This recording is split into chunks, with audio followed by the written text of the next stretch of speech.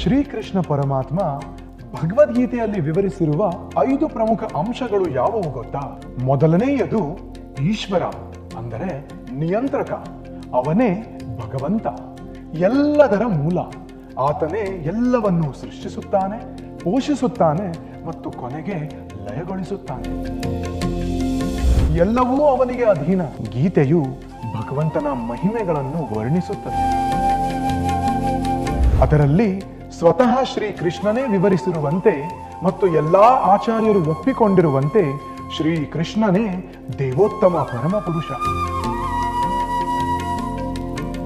ಎರಡನೆಯದು ಜೀವ. ಎಲ್ಲಾ ಜೀವಿಗಳು ಭಗವಂತನ ಅಂಶಗಳು. ಜೀವಾತ್ಮವು ಭಗವಂತನಂತೆ ಶಾಶ್ವತ.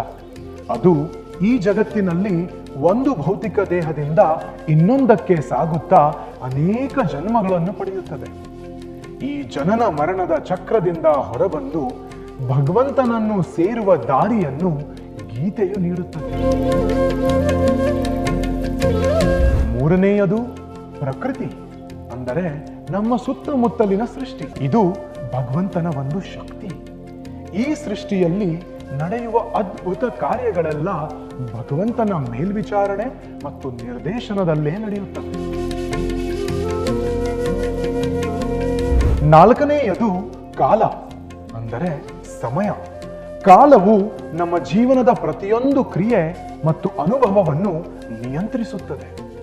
ಕಾಲವನ್ನು ಯಾರೂ ಜಯಿಸಲು ಸಾಧ್ಯವಿಲ್ಲ. ಗೀತೆಯಲ್ಲಿ ಶ್ರೀಕೃಷ್ಣನು ನಾನೇ ಕಾಲ, ಕಾಲೋಸ್ಮಿ ಎಂದು ಹೇಳುತ್ತಾನೆ.